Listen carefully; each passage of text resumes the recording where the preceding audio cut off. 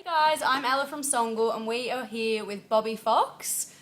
How you going, Bobby? Really good. Thanks for being here No, for our thank you for having me. Songl Selfie today. Yeah, it's kind of, this is cool. I've never done this before. It's weird, isn't I can it? like be very analytical of how I look. Now your new single, You're the Boss, is streaming on Songl at the moment. Yep. It features the beautiful Miranda Kerr. I thought you were going to say the beautiful me. The beautiful Bobby and the Fox and the slightly beautiful Miranda average-looking Kerr. Miranda Kerr. Now, how did this collaboration come about? This album, when we started talking about doing my album, The Fantastic Mr. Fox, Yeah. well, it wasn't called that initially, that eventually happened. We came across this song, we were like throwing some songs in the mix, and this one song, You're the Boss, came up, and I was like, wow, this is absolutely smoking, we absolutely have to do this song.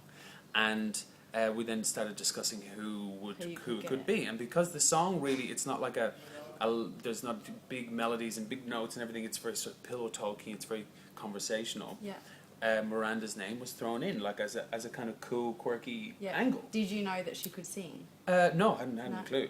And well, I thought, well, any chance to get in a room with Miranda, let's give it a crack. And we did give it a crack. And here I am talking to Songl on selfies. So what was she like to work with? She was really cool. She was like, I actually felt, when we first met, I actually felt really inspired by her. Like inspired, like now I'm in a musical sense? No, I'm going to be a model now. Victoria's Secret? Definitely, yeah. Get the wings out. I'm going. No, she just had this way about her.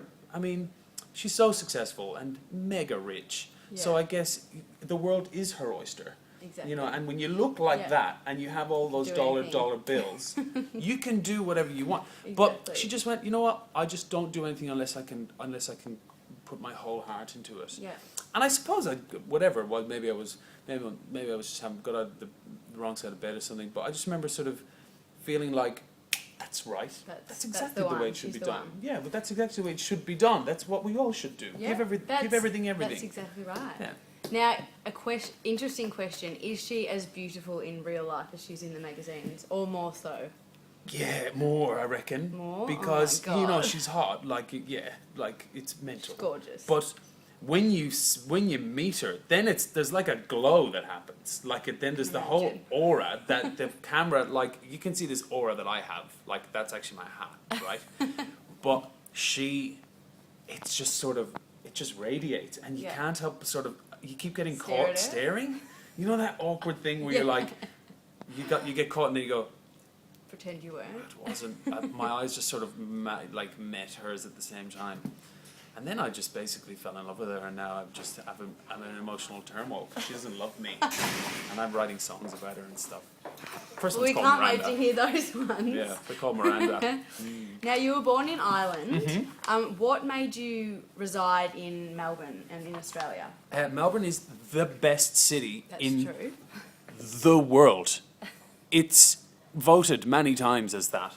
It just is. I came to Melbourne when I first came to Australia. I was in Brisbane, and then I was in Sydney, and I studied dance there for a year, and then I did a show called Mamma Mia, which was the ABBA music. Yeah, that was awesome. And the last city that we did was Melbourne, and that was my first real Melbourne experience. And it was I just loved it. I instantly went, had to live here. This is where I now live. It's so. I mean, look at it. You guys have really nice offices here, by the way. This has worked out really well. But it's just it's such an amazing city because it doesn't feel like a city where you're consumed by the buildings. It feels like there's so much character and so much culture and so much. Melbourne people are wonderful and outgoing and music loving, and I just think that it's really, really great. And I like, I might be the only person. I like how cold it is here. Really? I like that it's not downers for me. And it's not as humid. When I'm in Sydney, I get really bogged down by the humidity. Yeah, thanks for noticing. I get really sort of bogged down by it, and I like it when it's fresh here. When it's beginning to be winter. Yeah. I dig it. Everyone's walking around going. Yeah, and I'm just there going. Woohoo! I don't know, I get sort of invigorated by it. I don't quite like Okay, it. that's interesting. Well, no, it's not interesting. It's just the way it is. Okay, so now your role in Jersey Boys as Frankie Valli. Yeah. I interestingly saw that many years ago with my family, and I absolutely loved it. Oh, cool. Not that I knew much about it, but I loved your character in it. How has your life changed since doing that role, or has it changed? No, I was always that famous. It was boring. No, it changed my life. Absolutely changed it completely. And I think, in retrospect, looking back, I wasn't really that aware that was such a big. I knew it was a big deal, and I knew that I'd seen Jersey Boys in New York, and I knew that it was one of the best shows ever. Yeah.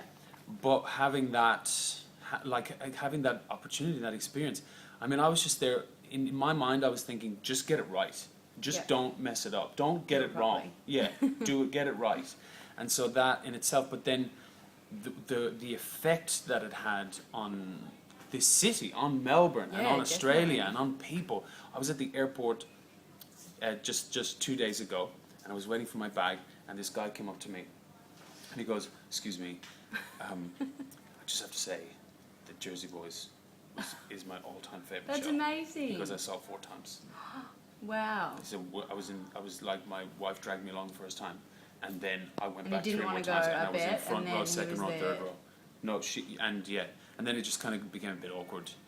And we were there by the old carousel, waiting for my bag. No, I'm kidding. We took selfies actually. He wanted to get photos. Yeah, he was really cute. You know, like he was like, "Yeah, I've got one son. He's 25, and another son. He's 18." Yeah. And they're into music, and you could just tell that he was just really passionate about the story, because you go and see a show. It's not like $20 to see a show. No, it costs it's money. expensive, yeah. But people go along and they just have to see it again. And I think that what's really cool about that is that Jersey Boys has just the street cred. Yeah. You know, for a musical, it is street cred. Definitely. So now that I have this album out and stuff, it's kind of cool that. It's just kind of cool that that's like their first impression of me, kind of thing. Yeah. And I think that will hopefully go a long way. It's certainly, for me, my life is completely different. Yeah. Well, I wouldn't be here talking to your lovely self, into this lovely self on the selfie Songl. Now, you can sing, you can dance, and you can act. A lot of people would call this the triple threat. Yeah, they would. It's pretty threatening. Yeah, definitely. Does this work for or against you with the ladies? Well, you tell me. I don't know. How do you feel at the moment? Do you feel like you're a bit... Well, this is my job, so... But you tell me. Awkward. Hashtag awkward. Look, you know what? Yes and no. People can be Do girls like that kind of thing? Yeah, they do. Fine, they do. Yeah, but Not Miranda, but then though. again, no, shamefully not. No Miranzi Wanzi there. I like to think that we've had a very intimate experience together. We didn't. We shared some pizza. It's good. No, look, it's 2 ways. You know, it's how you deal with it, really. And you can have all the talent in the world and be fantastic, but then you can just be arrogant and unapproachable, and then it's like, oh well, that's kind of a waste. So, or you can be. I just always figure, just try and be a nice guy. Yeah. Doesn't always work out. But here I am. So the girls do love it a little bit. Okay, look, things haven't gone that badly so far. Well, that's good. That's good to hear. Yeah. All right, that's all for our Songl Selfie today with Bobby Fox. Thanks, guys. See you later.